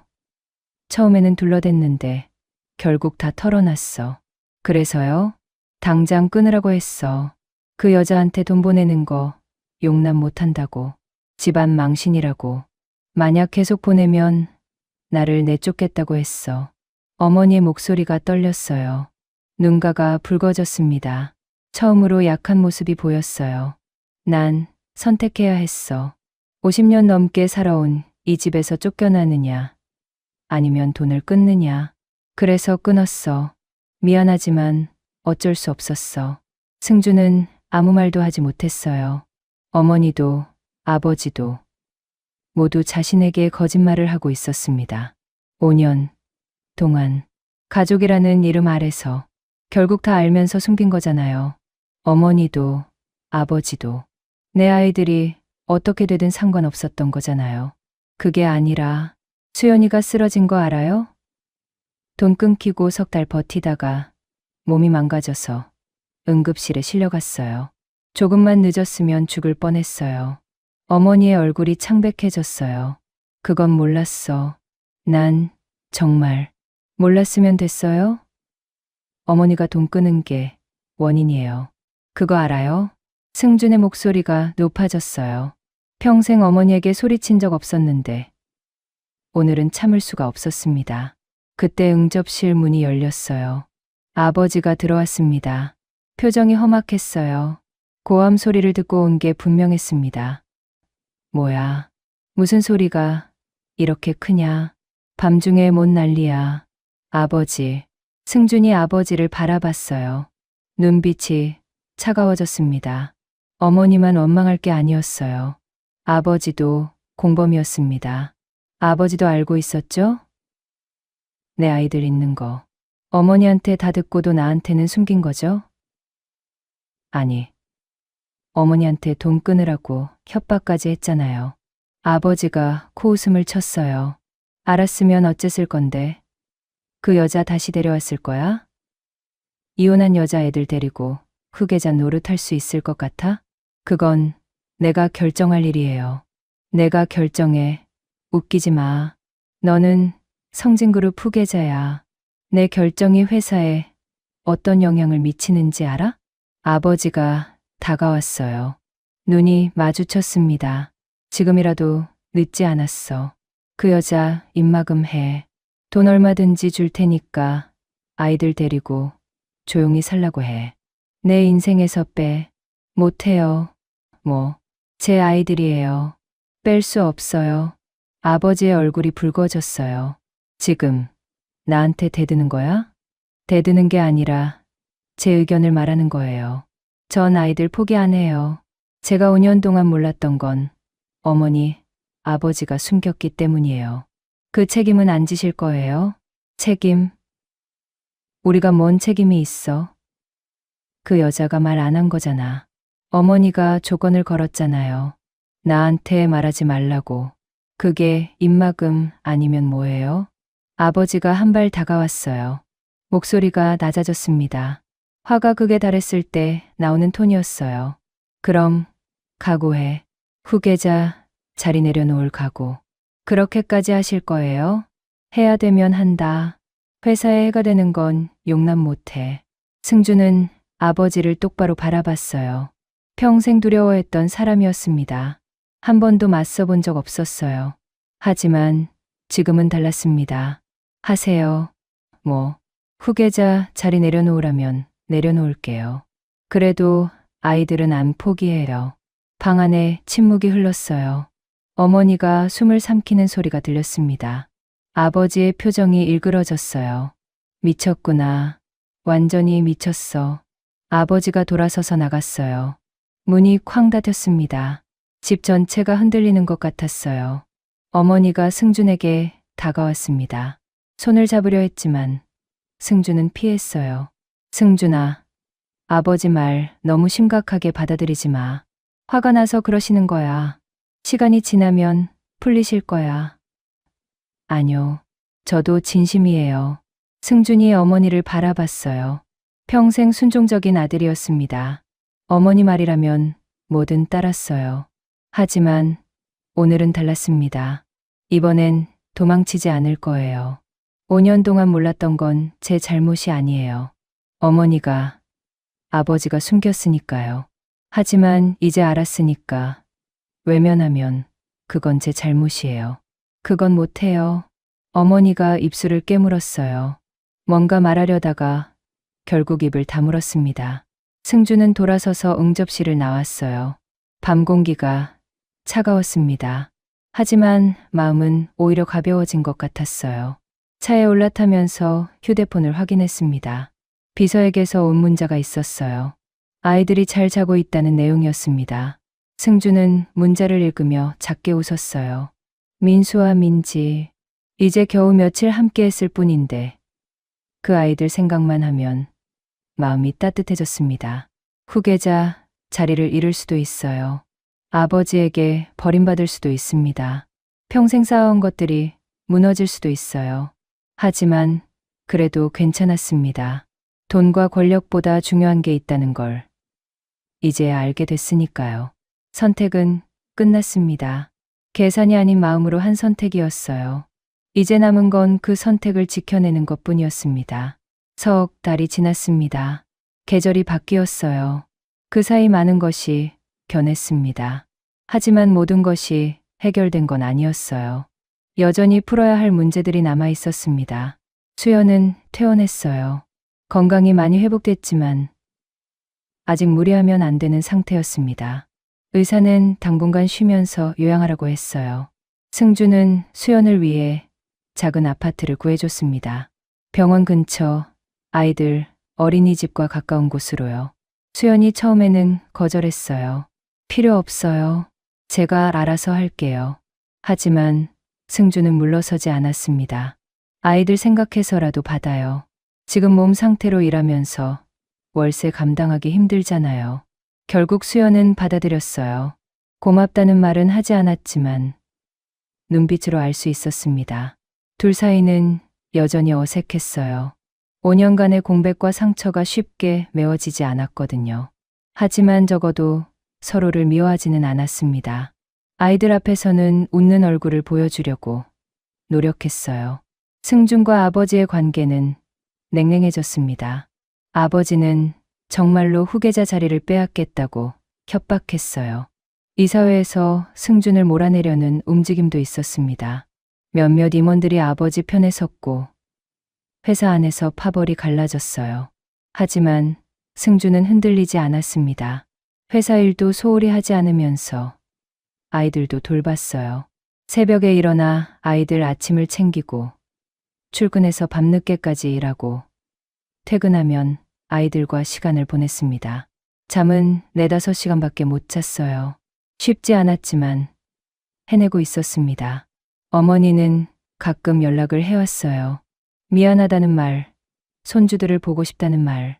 승준은 아직 용서할 준비가 되지 않았지만 완전히 외면하지도 않았습니다. 언젠가는 풀어야 할 문제였으니까요. 아이들에게는 할머니가 필요할 테니까요. 그리고 아이들, 민수와 민지는 조금씩 변하고 있었습니다. 처음에 민수는 승준을 아빠라고 부르지 않았어요. 그냥 아저씨라고 불렀습니다. 가끔은 아예 부르지 않고 눈짓으로만 대화하기도 했어요. 승준은 억지로 부르라고 하지 않았습니다. 시간이 필요하다는 걸 알았거든요.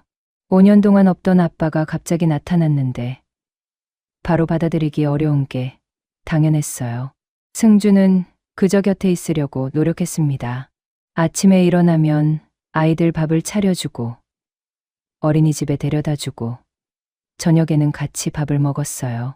주말에는 공원에 가고 그림책을 읽어주고 잠자리에서 이야기를 나눴습니다. 서툴렀지만 포기하지 않았어요. 민지는 먼저 마음을 열었습니다. 어린 나이라 적응이 빨랐던 것 같아요. 한 달쯤 지나자 민지는 자연스럽게 승준의 손을 잡고 품에 안기고 재롱을 부렸습니다. 하지만 민수는 달랐어요. 경계심을 쉽게 풀지 않았습니다. 어느 날이었어요. 승준이 회사에서 늦게 돌아왔는데 민수가 거실에서 기다리고 있었습니다. 불도 끄지 않고 소파에 앉아서요. 왜 안 자고 있어? 승준이 물었어요. 민수가 고개를 숙인 채 대답했습니다. 그냥 기다렸어요. 뭐 할 말 있어? 민수가 한참 동안 뭔가를 망설이는 것 같았어요. 입술을 달싹거리다가 결국 작은 목소리로 말했습니다. 아빠. 승준은 귀를 의심했어요. 지금 뭐라고 했지? 뭐라고? 아빠라고 불러도 돼요? 그 한마디에 승준의 눈시울이 뜨거워졌습니다. 목이 메어서 대답이 바로 나오지 않았어요. 겨우 목소리를 가다듬고 대답했습니다. 그럼, 당연하지. 민수가 고개를 들었어요. 눈이 빨갛게 충혈되어 있었습니다. 울고 있었던 거예요. 근데 아빠, 또 안 사라질 거죠? 또 안 갈 거죠? 승준은 무릎을 꿇고 민수와 눈높이를 맞췄어요. 그리고 아이의 어깨를 잡았습니다. 안 가. 절대 안 가. 아빠가 약속할게. 민수가 승준에게 안겼어요. 작은 몸이 부들부들 떨렸습니다. 5년 동안 참아왔던 감정이 터져 나오는 것 같았어요. 승준은 아이를 꼭 안아줬습니다. 눈물이 흘렀지만 닦지 않았어요. 그날 이후로 민수는 승준을 아빠라고 불렀습니다. 민지도 오빠를 따라서 아빠라고 부르기 시작했어요. 그 호칭 하나가 승준에게는 세상 무엇보다 값진 선물이었습니다. 물론 아직 갈 길이 멀었어요. 아이들과의 관계도, 수연과의 관계도, 가족과의 관계도 모든 게 완벽하게 해결된 건 아니었습니다. 상처는 남아 있었고 앞으로도 부딪힐 일들이 많을 거예요. 하지만 승준은 도망치지 않기로 했습니다. 5년 전에는 도망쳤어요. 결혼 생활에서 도망쳤고, 책임에서 도망쳤고, 사람에게서 도망쳤습니다. 그래서 이렇게 됐어요. 이번에는 달랐습니다. 어떤 일이 있어도 버틸 거예요. 아이들 곁에 있을 거예요. 늦었지만 아버지가 될 거예요. 어느 일요일 오후였습니다. 승준은 아이들을 데리고 공원에 나갔어요. 수연도 함께였습니다. 처음으로 셋이 함께 외출하는 거였어요. 아직 가족이라고 부르기엔 어색했지만 적어도 함께 있을 수 있었습니다. 민수와 민지가 놀이터에서 뛰어노는 모습을 벤치에 앉아 바라봤어요. 미끄럼틀을 타고 그네를 밀어달라고 소리치고 모래성을 쌓았습니다. 아이들의 웃음소리가 바람에 실려왔어요. 평범한 일요일 풍경이었지만 승준에게는 기적 같았습니다. 문득 지난 석 달이 떠올랐습니다. 폭우 치던 새벽, 병원 응급실에서 처음 아이들을 만났던 밤. 그때는 앞이 막막했어요. 어떻게 해야 할지 몰랐습니다. 지금도 여전히 불안하고 여전히 서툴러요. 하지만 그때와는 달라요. 혼자가 아니니까요. 아빠, 민지가 멀리서 손을 흔들었어요. 승준도 손을 흔들어 답했습니다. 작은 행동이지만 가슴이 뭉클했어요. 수연이 다가와 옆에 앉았습니다. 둘 사이에 잠시 침묵이 흘렀어요. 아이들 많이 밝아졌네요. 수연이 말했어요. 승준이 고개를 끄덕였습니다. 수연 씨 덕분이에요. 혼자서 잘 키웠더라고요. 혼자가 아니었어요. 아이들이 저를 버티게 해줬어요. 수연이 아이들을 바라보며 말했습니다. 눈가에 미소가 번졌어요. 오랜만에 보는 편안한 표정이었습니다. 앞으로 어떻게 할 거예요? 수연이 물었어요. 승준은 잠시 생각하다가 대답했습니다. 잘 모르겠어요. 회사 일도 복잡하고 아버지 문제도 있고. 하지만 한 가지는 확실해요. 뭔데요? 아이들 곁에 있을 거예요. 무슨 일이 있어도. 수연이 승준을 바라봤어요. 눈빛이 부드러워졌습니다. 완전히 용서한 건 아니었지만 적어도 믿어보려는 것 같았어요. 그 말 지켜야 해요. 지킬게요. 두 사람은 더 이상 말하지 않았어요. 그냥 나란히 앉아서 아이들이 뛰어노는 모습을 바라봤습니다. 바람이 불어왔어요. 따스한 봄바람이었습니다. 겨울이 지나고 봄이 온 거예요. 계절만 바뀐 게 아니었습니다. 승준의 인생도 바뀌었어요. 승준은 천천히 숨을 내쉬었어요. 아직 끝난 게 아니었습니다.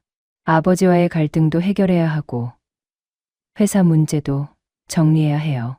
수연과의 관계도 시간이 더 필요했습니다. 어쩌면 이제 시작인지도 몰라요. 하지만 괜찮았습니다. 두렵지 않았어요. 돈보다 늦게 온 진실이 있었어요. 권력보다 소중한 것이 있었습니다. 회사보다 중요한 사람들이 있었어요. 그걸 깨닫는데 5년이 걸렸지만 늦지 않았다고 믿기로 했습니다. 저 멀리서 아이들의 웃음소리가 들려왔어요. 아빠, 이리 와. 같이 놀자. 민지가 손을 흔들며 불렀습니다. 승주는 자리에서 일어났어요. 수연이 작게 웃으며 고개를 끄덕였습니다. 가도 된다는 뜻이었어요. 승주는 아이들에게 걸어갔습니다. 천천히, 하지만 확실하게, 도망치지 않고, 외면하지 않고, 아버지로서, 한 사람의 인간으로서. 민수가 달려와 승준의 손을 잡았어요. 민지가 다른 쪽 손을 잡았습니다. 세 사람은 손을 잡고 놀이터로 향했어요. 이제 시작이었습니다. 조선 후기 실학자 정약용은 유배지에서 아들에게 이렇게 썼습니다. 늦게 깨달은 사랑도 사랑이다. 진심은 시간을 이긴다. 오늘 사연 속 승준도 5년을 잃었지만 깨달은 순간 도망치지 않았습니다. 돌아서는 그 순간이 바로 시작이었어요. 살다 보면 우리 모두 소중한 걸 놓칩니다. 하지만 늦었다고 포기하면 그게 진짜 끝이에요. 돌아설 용기가 있다면 아직 늦지 않았습니다. 오늘 사연 어떤가요? 마음 한켠에 작은 울림이 남으셨다면 구독과 좋아요는 더 재미있고 감동적인 사연으로 보답하겠습니다. 오늘도 좋은 일만 가득하시길 바라며 지금까지 햇살 머문 인생이었습니다.